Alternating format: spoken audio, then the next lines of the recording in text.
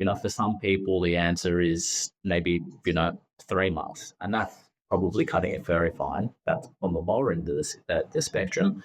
Some people it's 6 months, for some people it's 12 months. And it all depends on, one, what are your expenses and how much of that is discretionary? Because if you've got the discretion to kind of turn off a large portion of your...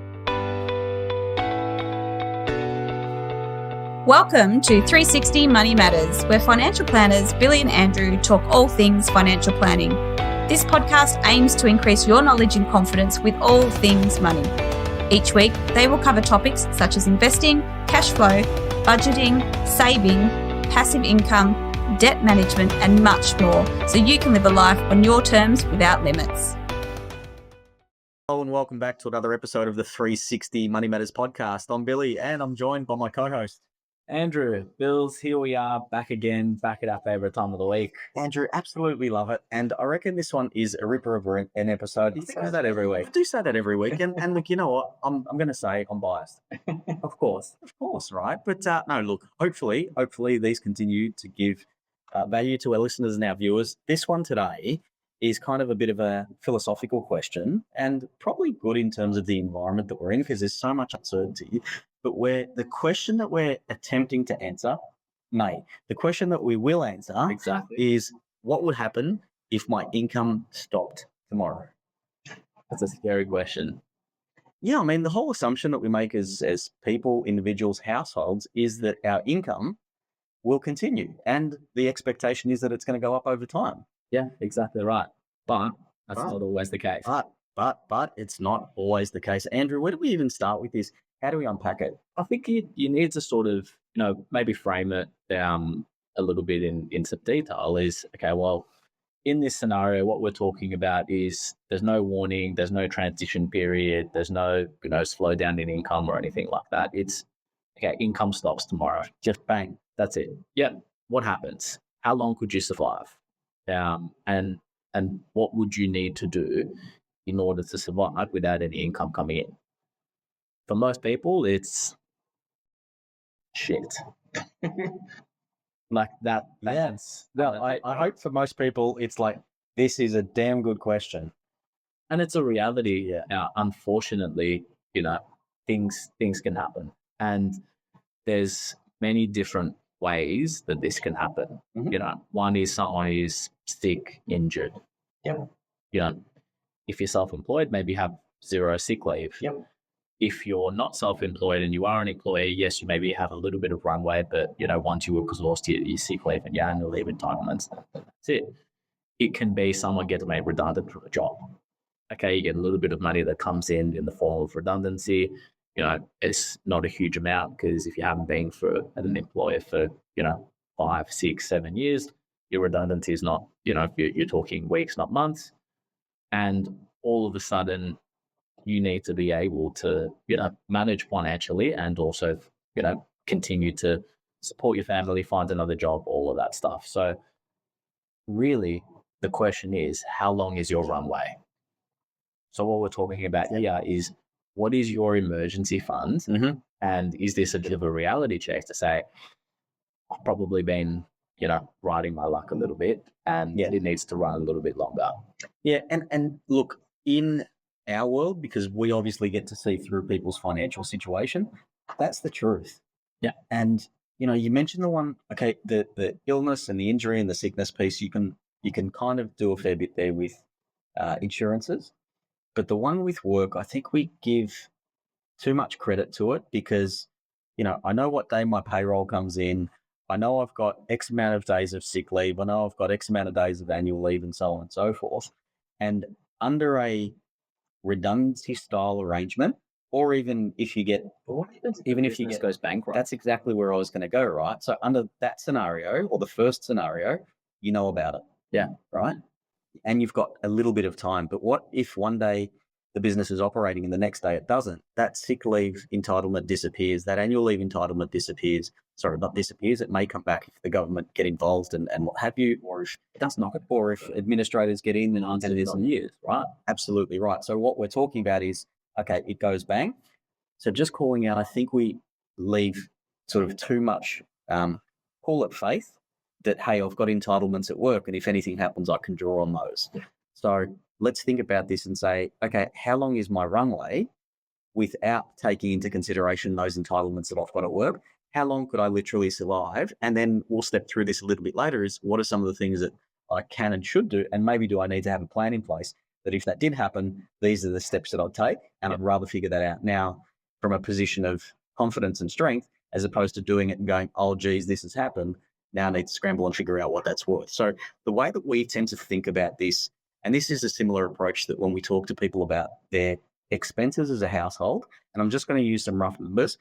Say somebody or a household's got expenses of $10,000 a month, and somebody has $30,000 in savings or savings like equivalent. You've got 3 months up your sleeve if you don't change your expenses. Yeah. So we're looking at that and going, okay, what's that? And, we have rules of thumb in our industry and what we talk to people about. But in this instance, it's different because you start to talk about deployability of skill set, getting re-employed and the like. But essentially we're saying, okay, that pot of money that you've got, how long will it cover the expenses before you deplete it and run it? Yeah, exactly right. And I guess when you start to think about it, is when you're starting to build a plan, it's how long should that be? And that is a bit of a question around how long is a piece of string. Yeah. For some people, the answer is maybe, 3 months. And that's probably cutting it very fine. That's on the lower end of the spectrum. Some people it's 6 months, for some people it's 12 months. And it all depends on, one, what are your expenses and how much of that is discretionary. Because if you've got the discretion to kind of turn off a large portion of your expenses, then, okay, well, my fixed expenses are low. Maybe you don't have a mortgage and your, owner-occupied property is paid off. And you can say, you know what, I don't need as much in cash reserves because all of my other expenses can continue on. I don't need as much in short-term emergency funds because that can continue because I can cover that on one way to the part. I don't know what's the likelihood of both and all of that stuff. But for other people, you say, okay, well, maybe it's one person working and there's a couple of kids and there's a spouse that's staying at home, and all of a sudden that run rate needs to be significantly larger because you don't have assets that you can draw down, and there's still going to be all of the other fixed expenses that will continue. Now you're going to pull your kids out of school, 1 month in because, someone's lost a job. Now, maybe you will if you have to, but probably not a lever that many families want to pull.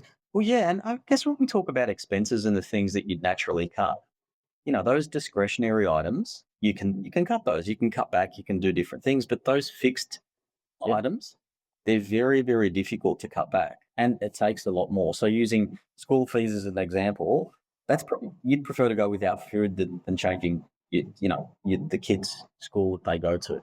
Things like your mortgage. It's not easy to turn around and say, hey, we're going to sell the house because we want it, or we need to reduce the mortgage down or what have you. So it's all good to have equity, but if it's going to take 6 months to get that equity out, 100%, then you'd need the cash buffer to cover you for that period of time at least. So that burn rate, I think there's even a way to unpack that when you think about expenses and calculating that and figuring out how long you've got between what are my discretionary expenses, meaning the things that I can either reduce or, in a really great sense, turn them off. Yeah. Versus what are my fixed expenses that I can't really touch unless I take dramatic action. Yeah. And differentiating between those two is really important because that will give you a clear indication of what your financial burn rate is. Yeah. And then what's the cash buffer that needs to be there in order to support that. Yeah, exactly right. Those insurances. Yeah, I mean, look, backup plan, like I said at the start, the insurance will cover it if something happens, assuming that you meet all of the conditions and it is, it is an insurable event. So that's okay. And that's good if you're in that position. Life insurance, disability insurance, income protection, trauma insurance, having all of those. Really from my end, I tend to sort of categorize it in two buckets. One is if there's something that happens that's permanent. So that could be either death or permanent disability. Yeah. That's kind of one bucket because you're thinking about, okay, everybody else and moving forward from that perspective, because it's not just, hey, I'm not here anymore. It's, no, I'm the breadwinner and the main provider for my family. And will be for the next 20 or 30 years. So it's not just, hey, today I'm covered, I need enough life insurance for today. I need to think about tomorrow as well, or permanently disabled, because that's obviously that. From an income perspective, most of the time that's the one that will end up causing more harm quicker. Yeah, that's the one that we really advocate for. Income protection is what we suggest, but that's more so if somebody's impacted by injury or illness and can't work due to those reasons. If you're made redundant, if you're terminated from your employment, if your employer goes under, income protection is not going to help you. Yeah. So there's a key differentiation between those two, and I think it's important to point out as well too that you've got it, but there is a gap here, and you can't get insurance, unfortunately, if you look.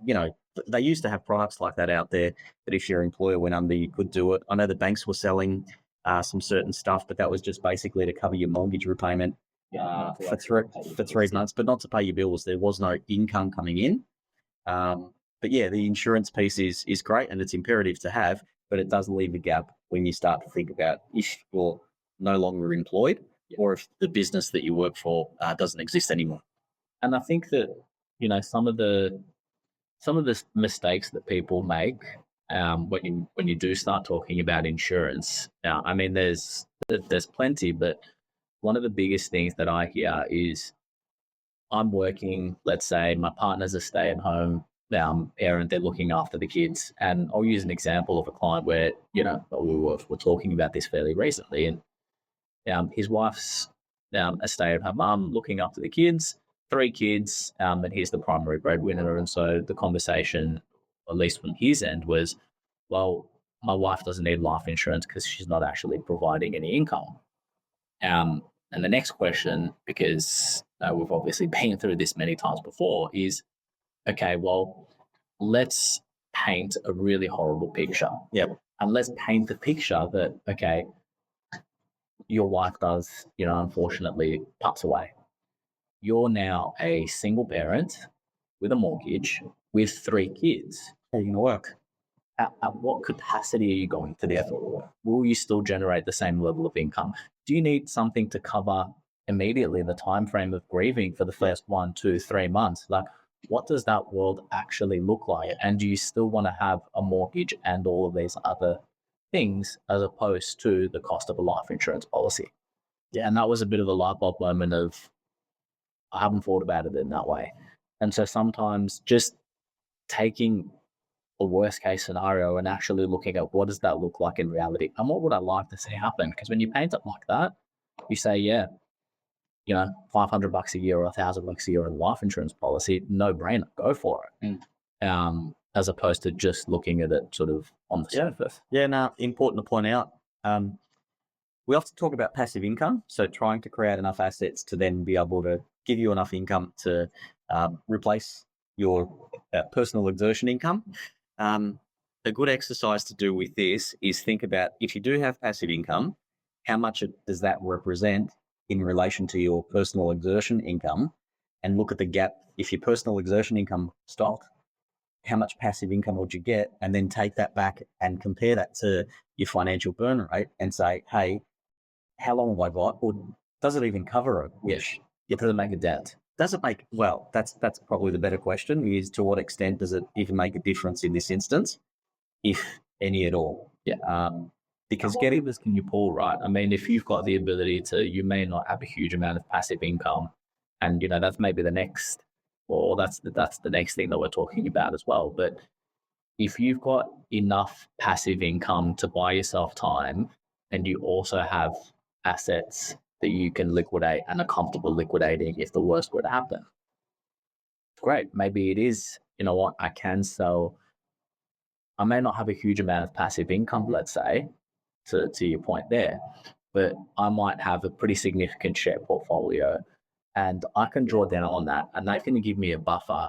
And I know that I've got an investment property that I can sell, and that's going to retop everything back up, pay off debt, and improve the passive income. So you need to take everything into account holistically in a scenario, and that's why when you are looking at the risk base and you are looking at cash buffers, amount of insurance, it is also a matter of what are we going to use to buy time? What are the assets that are very liquid that we can draw down on sooner rather than later? And how does that factor into, maybe we don't need to pay for such a large amount of protection because there are these other things that we can do along the way. Yeah, and good conduit into thinking about the burn rate, that you've got assets but maybe they're not as liquid. Yeah. And then, yes, I may be able to do some stuff, but I can't do it immediately. Yeah. So covering the shorter term, that's why we talk about cash or cash equivalents, which is investments that are liquid that you can get your hands on to quickly in the event to cover you until you can do some more strategic things and more structural things like selling a property or what have you. We often see that, and I guess it's explained where we talk about people who are asset rich but cash poor. Same sort of concepts, right? Yeah. So Andrew, action plan. What would you actually do next if this was the case? Look, the first thing you need to build essentially two plans when you are looking at, your personal finances or your family finances. And one is the plan if everything was to go to plan, to the actual plan, and the other is the contingency plan. You need a plan B, and you need to know, okay, well, what would be the next steps if worst case scenario income was to completely stop? And if it's, it doesn't work out like that and income is 50% or whatever, then that's going to be easier. But it's okay, if that was what was going to happen, what would I do? Am I going to sell assets? Am I going to, sell a family home? Yeah. Am I going to cut expenses? Am I going to have cash buffers in play that's going to, or give me enough time frame to be able to liquidate assets? Mhm. Do I have insurance policies that are going to come in? Can I, create passive income with the assets that I have to cover me for a period of time? Am I just going to rely on family? Yeah. And sometimes for some people that's a strategy. I think that it's a risky strategy in that, one, are you still going to have a relationship with that person at that point in time? Are they still going to have the capacity? Do they have liquid assets that they can, help way out in, or do they just have, property that you're then just, kicking the can down to somebody else? But build the plan B. Yeah. No, Andrew, I think we did that one justice. But yeah, it's definitely food for thought, and it's something that needs to be designed. You can't guess this stuff, especially if you do have responsibilities and people that are dependent on you. Andrew, thanks for that one. Thanks a lot, Wills. Always good jumping on the podcast. Thanks to our viewers and our listeners for also listening in. If you do have some questions, if you do want some further information, details for Billy and myself are both in the show notes. And please like, subscribe, and we look forward to catching you on the next one. Thanks. Thanks for listening today. If you have any questions on what we talked about or would like to have a chat about your money journey, visit us at 360fs.com.au. The information in this podcast is general in nature and does not take into account your personal objectives, financial situation, or needs. It is not financial, legal, or tax advice and should not be relied upon as such. You should consider whether the information is appropriate to your circumstances and seek professional advice before acting on any of the information provided. Past performance is not a reliable indicator of future performance. This information is provided by Billy Amaritis and Andrew Nicolaou of 360 Financial Strategists Proprietary Limited, authorised representatives and credit representatives of Acumen Financial Planning Proprietary Limited.